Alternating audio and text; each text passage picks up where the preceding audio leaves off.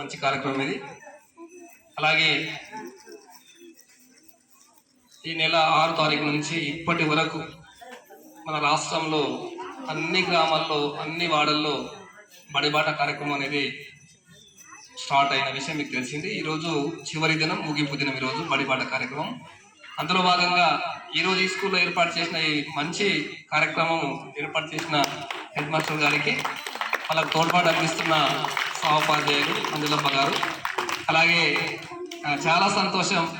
గతంలో విన్న మాటలు కానివ్వండి, మీ ఊరి విషయాలు కానివ్వండి, మధ్యకాలంలో కొద్దిగా ఇబ్బంది పడుతున్న ఆ పరిస్థితి కానివ్వండి, ఇబ్బందిని అధిగమిస్తూ మంచి భవిష్యత్తు కోసం ఎదురు చూస్తున్న, భవిష్యత్తు కోసం అందరం ఆలోచిస్తున్న గురించి చర్చ చాలా బాగా అనిపిస్తుంది.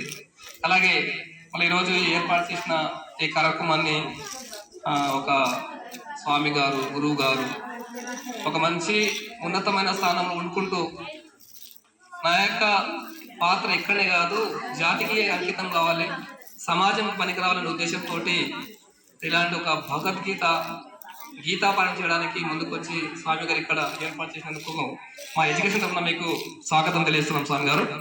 అలాగే వేదిక పైన కూర్చున్న మా పాఠశాల ఆర్ష పాఠశాల చైర్మన్ అమ్మగారు, అలాగే వేదిక పైన కూర్చున్న మహిళలు, అలాగే ఈ మధ్య కాలంలో ఏ స్కూల్లో కనబడిన రీతి లోపల మిగిలిన లోపల మహిళా మండలి అయితే చాలా కనిపిస్తున్నారు. ఈ స్కూల్ ప్రాంగణంలో చాలా కార్యక్రమం ఏర్పాటు చేసినప్పుడు మహిళలు అధిక సంఖ్యలో కనిపించడం కోసం ఏ గ్రామంలో అయితే మహిళలు ముందు ఉంటారో గ్రామం బాగుపడుతుంది. అది ఖచ్చితంగా చెప్పవలసినది. ఏ ఇంట్లో అయితే మహిళ బాగా చదువుకుంటుందో, ఏ ఇంట్లో అయితే మహిళ ఆ ఇంట్లో ఈ భగవద్గీత ఒక పుస్తకాన్ని పెట్టుకుంటే నిజంగా ఆ ఇల్లు మారిపోతుంది. ఇది సత్యం. అంటే మన ఇంట్లో మనము అక్కడక్కడ స్థలాన్ని బట్టి మనము దేవుని ఫోటో పెట్టుకుంటాం. కొన్ని ఇల్లు పెద్దగా ఉంటే ఒక గది ఏర్పాటు చేసుకుంటాం. అవి ఏర్పాటు చేసుకున్నప్పటికీ భయపడకుండా కొన్ని మనము తప్పులు చేస్తుంటాం. కానీ అదే ఇంట్లో భగవద్గీత పారాయణం బుక్ ఉన్నదనుకో, ఎక్కడ మనము తప్పులు చేయము. ఇది నిజం. ఇప్పుడు సార్ చెప్పినట్టే దానికి ఎంత శక్తో తెలుస్తుంది. అందుకోసం ప్రతి ఇంట్లో హిందువులు అనేది ఒక పదం చెప్పి ఇక్కడ, అది కేవలము మన యొక్క వృత్తిని బట్టి కానివ్వండి, మన యొక్క జన్మత రాహిత్యాన్ని బట్టి మనం హిందువులుగా చెప్పుకుంటాము. మనలాగానే ఈ సమాజంలో ముస్లిం వాళ్ళు వాళ్ళ ఖురాన్ని మన భగవద్గీతలాగా వాళ్ళు ప్రేమించుకుంటారు, భక్తిని పారాయిస్తారు.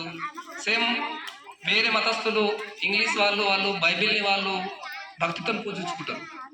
అలాంటి మన భారతదేశంలో హిందువుల సంఖ్య ఒక 90% ఉన్నందుకోసము, మనమందరం అధిక సంఖ్యలో ఉన్నందుకోసము ప్రతి ఒక్కరి ఇంట్లో భగవద్గీత ఉండాలనే ఉద్దేశం ఆనాటి నుంచే ఉంది ఇది. కానీ మన యొక్క పోకడ వలన కానివ్వండి, మన ప్రవర్తన వలన కానివ్వండి, మన యొక్క వృత్తి పరంగా కానివ్వండి, మన స్వార్థం పరంగా కానివ్వండి, దానికి మనము మరుగున పెట్టిపోతున్నాం. కానీ భవిష్యత్ అనేది నిజంగా ఒక మనిషిలాగా బతకాలి, ఒక కుటుంబంలాగా మెలగాలంటే ఖచ్చితంగా గతంలో ఏవైతే మన పురాణంలో ఏవైతే మనం మంచి విషయాలు చెప్పుకున్నామో ఆ విషయాలు ఇప్పుడు చెప్పుకునే అవసరం ఇప్పుడు ఏర్పడుతున్నది. అందుకోసము అక్కడక్కడ ప్రతి గ్రామం లోపల ఇలాంటి కార్యక్రమాలు చేపడుతున్న వాస్తవం అది. అందుకోసం వాళ్ళు ఈరోజు ఎంకపల్లి గ్రామంలో ఇక్కడ ఉన్న మహిళలు కూడా ఈ సంస్థలో పనిచేసుకుంటూ కేవలం మేమే కాదు, మా గ్రామంలో ఉన్న కుటుంబాలు కూడా బాగుపడాలనే ఉద్దేశంతో ఈ కార్యక్రమాన్ని మన ఇంటి గడపకు తీసుకున్న కోసం మీకు కూడా నిజంగా థ్యాంక్ చెప్పుకుంటున్నాము. ఎందుకంటే మనసు అన్నప్పుడు తప్పు ఒప్పు సహజం ఇది. కానీ ఏది చేయాలి, ఏది చేయదు, ఏది మంచిది, ఏది చెడు, ఈ మనం చెప్తుంటాము. అన్న, వదినే, బావ, అలాంటి పెద్దోళ్ళు, చిన్నవాళ్ళు ఇవన్నీ ఎక్కడి నుంచి వచ్చినాయంటే ఈ భగవద్గీత నుంచి వచ్చినాయి. ఇవన్నీ ఒకవేళ భగవద్గీత లేకపోతే ఈ సమాజం అనేది ఈ విధంగా ఏర్పడేది కాదు. అలాంటి ఆ పుస్తకం లేకపోతే సమాజంలో మనమంతా ఇంత స్వేచ్ఛ జీవులుగా మనం బతికే వాళ్ళం కాదు.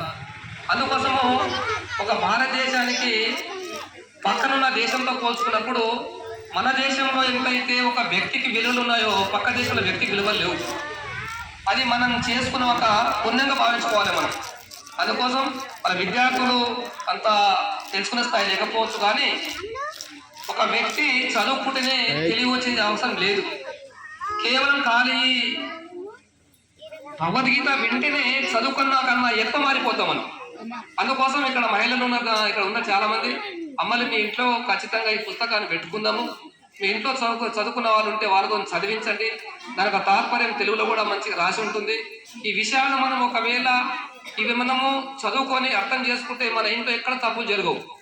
మనం ఒక సగటు మనిషిగా మనం ఎవరి నుంచి కూడా ఇది ఇలాంటి కుటుంబము, ఇది మంచి కుటుంబం కాదని ఒక నడవక కుటుంబంలాగా మనము ఏర్పాటు చేసే దిశలో పంచుకొస్తుంది. అందుకోసం ఈ రోజు మనం చూస్తున్నాం సమాజంలో బట ఎక్కడ చూసినా కానీ దుర్మార్గము, ఎక్కడ చూసినా అన్యాయము, ఎక్కడ చూసినా రౌడీతనం, ఎక్కడ చూసినా ఈ ఫోన్లు, టీవీలు. ఈ మధ్యకాలంలో యువకుల నుంచి చాలా ఇబ్బంది మారిపోతుంది. మనకైతే వాస్తవం చెప్పుకుందాం. మనం 10th క్లాస్ చదువుకున్న తర్వాత మన చేతిలో ఉండరు. 10th ఫెయిల్ అయినో లేదా 10th మధ్యలో బడి మానేస్తే ఆ పిల్లలు ఒక రకంగా మారిపోతున్నారు. ఇదంతా ఎక్కడ వెళ్ళిపోతుంది సమాజము, మన కుటుంబం ఎక్కడ వెళ్ళిపోతున్నది ఒకసారి మనం ఆలోచన చేసుకోవాలి. కేవలం మనం మాటలతో చెప్తే మారే ప్రసక్తి ఈ రోజుల్లో లేదు. అందుకోసము మాటలు కాదు, ఈ చేతలు చూపించాలి. మనకు ప్రాచీన కాలంలో జీవిత గమ్యాలు చూపించాలి. ఏది న్యాయము, ఏది అన్యాయము, దేని నుంచి మనకు అనర్థంగా మారిపోతుంది, మనం దేని నుంచి ఇబ్బందిగా మారిపోతున్నాము అనేది ఇవన్నీ తెలుసుకునే పరిస్థితి మనకు ఎంత అవసరం. గురుగారు నిజంగా ఈ కార్యక్రమాన్ని మా పిల్లల మధ్యలో ప్రతి కుటుంబంలో ఒక్కొక్క రోజు మీరు కార్యక్రమాన్ని మీరు అక్కడ పాలన చేస్తే పక్క కుటుంబాలు వచ్చి అక్కడ కూర్చొని వింటే అన్ని కుటుంబాలు నిజంగా సుఖ సంతోషంగా వెదజల్లుతుందని నేను కోరుకుంటున్నాను. మరి అలాగే ఈ నోట్బుక్ కూడా చాలా చక్కగా అనిపిస్తున్నాయి. ఇది అన్నితగా భావించదు. ఫోటోలు ఇక్కడ అంతా మనవాళ్ళు ఉంటారు. ఇక్కడ ఏ ఫోటో ఉన్నా కానీ దాంట్లో ఏదో ఒకటి నిగుడుకుతం అవుతుంది, ఒక మంచి ఉద్దేశం ఉంటుంది. అలాంటి మంచి పుస్తకాన్ని మీరు అందించడం కోసం మేము కూడా ఇక్కడ ఒక దేవుని ఫోటోలాగా భావించుకుంటాము. ఇక్కడ ఇది ఒక చదువుల తల్లిగా భావించుకుంటాము. అందుకోసం ఈ నోట్బుక్ ఆల్రెడీ మన గవర్నమెంట్, ఎందుకంటే మనమంటూ ఒక గవర్నమెంట్ భాగస్వాములమే. ఆ గవర్నమెంట్ ఏదైతే కార్యక్రమం తీసుకొస్తుందో దాన్ని మనం బతికించాలి. దాన్ని మనము మన కుటుంబంలో, మన గ్రామంలో, సమాజంలో పట్ల దాన్ని మనము నడిపించుకోవాలి. ప్రభుత్వం తీసుకొచ్చే కార్యక్రమాలు అలా ఈరోజు ఈ స్కూల్ గురించి మనం చూసుకుంటే ఉదయం నుంచి సాయంత్రం వరకు మీ పిల్లలు మా స్కూల్లో ఉంటారు. ఉదయం ఒక 9 గంటల నుంచి సాయంత్రం 5 వరకు ఉంటారు ఇక్కడ. అలా ఉదయం తినొస్తారో తినగానే తిండి రాకుండా మా స్కూల్ మాత్రము మన కొడగల్ కాన్స్టిట్యూన్సీ పట్ల అది ఇక్కడనే మన పక్కన ఉన్న ఎమ్మెల్యే అతను ఒక పెద్ద మనిషిగా మన రాష్ట్రానికి ఒక ముఖ్యమంత్రిగా వాళ్ళు పనిచేస్తున్నారు. మన అదృష్టం భావించుకున్నాం. మరి ఎక్కడ లేని విధంగా మన కొడంగల్లో ఉన్న అన్ని హై స్కూళ్ళకు అన్ని గ్రామాలకు బ్రేక్ఫాస్ట్ ప్రతి స్కూల్కి అందిస్తుంది. పెద్ద మహత్తరమైన కార్యక్రమం ఇది. అలాగే మధ్యాహ్న సమయంలో కూడా మనకు మధ్యాహ్న భోజనం వస్తుంది. అలాగే ప్రతి స్కూల్లో చదివే విద్యార్థులకు 3 పూటల వారానికి 3 సార్లు ఎగ్స్ ఇస్తున్నారు, గుడ్లు అందిస్తున్నాము, రాగి జావా అందిస్తున్నాము. దాంతోపాటు వీళ్ళకు యూనిఫామ్ కూడా నిన్న అందరికీ పిల్లలకి ఇవ్వడం జరిగింది. అలాగే రాసుకోవడానికి కాపీలు ఇస్తున్నాము, చదువుకోవడానికి పుస్తకం ఇస్తున్నాము. ఇంకా చాలా మంది బెదిరికంలో ఉంటే వాళ్ళకు స్కాలర్షిప్ డబ్బు రూపంగా కూడా వాళ్ళకు వచ్చేస్తుంది. ఏది ఆశిస్తే ఏదైతే వీళ్ళకు అవసరం ఉందో అవన్నీ ప్రభుత్వము చేయడానికి ముందుంది. కానీ మనం దానికి తోడ్పాటు అందించాలి, మనం కూడా దానికి వినియోగించుకోవాలంటే ఇలాంటి బాలబాలికలు మన గవర్నమెంట్ చదివిస్తే తప్ప మన స్కూల్ కానీ మన గ్రామం కానీ డెవలప్ అనేది ఇక్కడ కనిపించదు. మనం అనుకుంటాం ప్రైవేట్ స్కూల్లో చదివిస్తే పిల్లలు బాగా చదువుకుంటారు, బాగా చదువుకోరు, బాగా పడిపోతుంటారు భవిష్యత్తులో కూడా. ఈ రోజు మీరు ఒకసారి సమాజంలో కూడా ఒకసారి చూడండి, ఏ ఉద్యోగానికి కంటే కానీ ఆయన ఒక గవర్నమెంట్ స్కూల్లో చదువుకున్న విద్యార్థి ఉంటాడు. ఒక కలెక్టర్ కానివ్వండి, ఒక ఎస్పీ కానివ్వండి, ఒక ప్రధాని కానివ్వండి, ఒక మన ముఖ్యమంత్రి గారు కూడా మన లాంటి స్కూల్ చదువుకున్నాడు, లేదా ప్రైవేట్ స్కూల్ చదువుకోలేడు. అలా అంత ఘనమైన అంత గొప్ప కీర్తితో కూడుకున్న ఉద్యోగాలు కేవలం గవర్నమెంట్ స్కూల్లో చదువుకున్న విద్యార్థులు మాత్రమే అది సాధ్యమని ఒకసారి మనం అందరం నమ్మాలి. అందుకోసం నిజంగా ఈ గ్రామంలో ఈ మధ్య కాలంలో మళ్ళీ ఎక్కడ లేని విధంగా ఇక్కడ ఒక ఉధృతమైన ఒక మంచి పరిస్థితి, గ్రామంలో ఒక రెవల్యూషన్ రావాలి, ఒక ఉద్యమంగా తీసుకొని మళ్ళీ ఇక్కడ ఉన్న యువకులు కానివ్వండి, గ్రామస్తులు కానివ్వండి, మహిళలందరూ కలిసికట్టుగా అడ్మిషన్ కోసము పోతే మీరే అడ్మిషన్ నాకు ఇచ్చి చాలా సంతోషం. ఇది మేము ఈ మధ్యకాలంలో అడ్మిషన్ కాదు మేము ప్రతి ఇంటికి డోర్ టు డోర్ తిరుగుతున్నాం. ఇప్పుడు అంజలిబా చెప్పిండ్రు, సార్ మేమే అడ్మిషన్ చేసుకుని మీ స్కూల్కి వస్తున్నాం అంటే ఇది నిజంగా మా గొప్పతనంగా భావించుకుంటున్నాం. ఇది గవర్నమెంట్ స్కూల్ అలాంటి మార్పు వచ్చిందంటే నిజంగా మీరందరూ చాలా ఒక నమ్మకము కానివ్వండి, లేదంటే ఒక స్కూల్ మీద ఒక మంచి అభిప్రాయం ఉందని నేను అనుకుంటున్నాను. అందుకోసం మీరు శంకర్ చెప్పిన విషయం, లాస్ట్ ఇయర్ ఒకవేళ మీ దగ్గర 8th క్లాస్లో 20 మెంబర్స్ అబో ఉండి ఉంటే అది అంచెలంచెలుగా హై స్కూల్ అయ్యేది. అది లాస్ట్ ఇక్కడ కేవలము 5 మెంబర్స్ మాత్రమే, 5 మంది మాత్రమే 8th క్లాస్ ఉన్నారు. అందుకోసం ఇక 5 మంది కూడా పిల్లలు ఎట్లా ఉన్నారంటే వికలాంగులుగా ఉన్నారు. కొంతమంది స్కూల్కి వచ్చే పరిస్థితి లేదు. ఆ స్ట్రెంత్, ఆ సంఖ్య చూసినప్పుడు తక్కువగా ఉండే.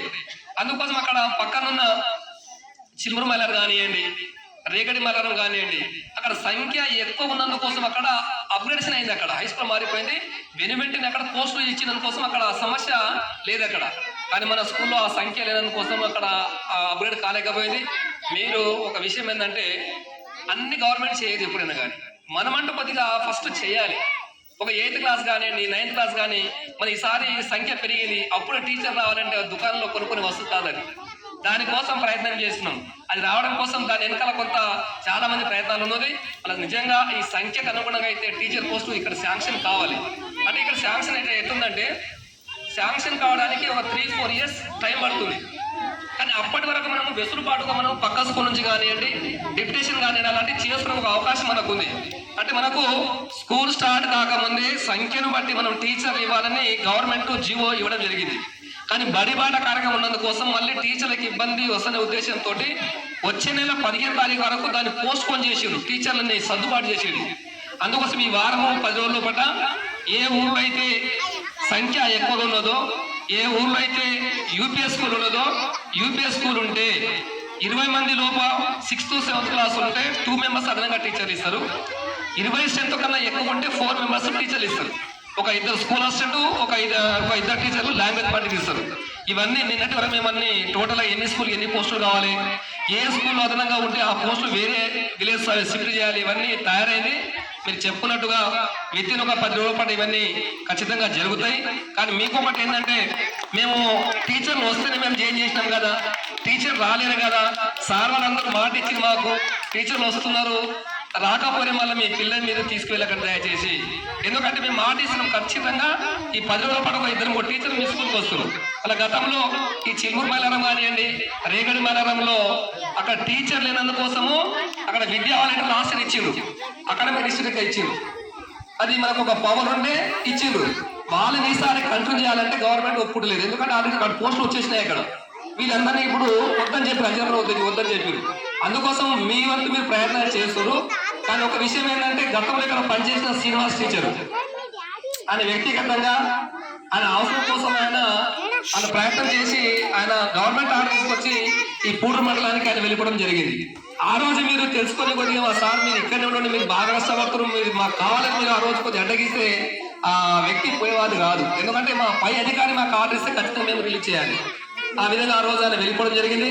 వాళ్ళు ఏమని ప్రయత్నం చేసి, ఎందుకంటే సీఎం గారి కాన్షియస్ ఇక్కడ ఉన్నది, వాళ్ళ తమ్ముడు వాళ్ళ అన్న కానివ్వండి, కాడా ఆఫీసర్ కానివ్వండి, వాళ్ళ నుంచి కొద్ది ప్రయత్నం చేస్తే కొద్ది కావచ్చు. అది వ్యక్తిగతంగా మీరు నాకు కలిసిన దానికి నేను కూడా మీకు కొన్ని విషయాలు చెప్పడానికి అవకాశం ఉంటుంది, వేదిక చెప్పొద్దు. అలాగే ఈ ఒక 10-15 days కూడా ఖచ్చితంగా మనకు అనుకున్నట్టుగా పోస్టులు రావడానికి అవకాశం ఉంది. ఒకవేళ అంతా కాకపోతే బయట ఎక్కడైనా ఎక్సెస్ ఉన్న పోస్టులు కొద్దిగా మేము సర్దుబాటు చేసుకుంటూ సార్ కూడా మేము చర్చించుకుంటున్నాము. కొద్దిగా మీరు ఓపిక పట్టాలి. అప్పుడు కావాలంటే కొద్దిగా పోస్టుల వ్యవహారం ఇది కొద్దిగా మీరు ఆలోచన చేయాలని కోరుకుంటూ, అది ఇలాంటి కార్యక్రమాన్ని ఇక్కడ ఏర్పాటు చేసి మమ్మల్ని పిలిపించి మీలో మన సమస్యలన్నీ చెప్పే అవకాశం ఇచ్చిన కోసం మీరు అందరికీ పేరు పైన థ్యాంక్ చెప్పుకున్నాను. ఇంకోటి సెటెడ్ చేసి ఇగో ఆల్రెడీ మన ఊరు మనబడిలో బిల్డింగ్ శాంక్షన్ అయ్యింది. అలా ఆ రోజు వాళ్ళు చేసిన పని గాను ఆ డబ్బులు లేట్ రావడం వలన మళ్ళీ వాళ్ళ డబ్బులు చేసిన కొంతవరకు వచ్చినాయి. మీ విలేజ్ కానీ వాళ్ళు కొద్దిగా ఆ రోజు కొద్దిగా వాళ్ళని కొద్దిగా మనం డబ్బులు వస్తే కొద్దిగా కంప్లీట్ చేయమంటే కంప్లీట్ అయ్యేది. వాళ్ళ కంప్లీట్ అయ్యేది ఈ రోజు డబ్బులు వచ్చేవి అవి. అందుకోసం ఆ రోజు డబ్బు రావడం కోసం ఆగిపోవడము, మళ్ళీ ప్రభుత్వం మారి కొత్త ప్రభుత్వం వచ్చి అక్కడక్కడ ఎక్కడైతే మన ఊరు మనబడిందో దాన్ని తొలగించి వాటి స్థానం లోపల అమ్మ ఆర్చే పాఠశాల కమిటీ ఏర్పాటు చేసి ఇదిగా కొన్ని పనులు అవుతున్నాయి. అది ఆల్రెడీ పెండింగ్ లో ఉంది.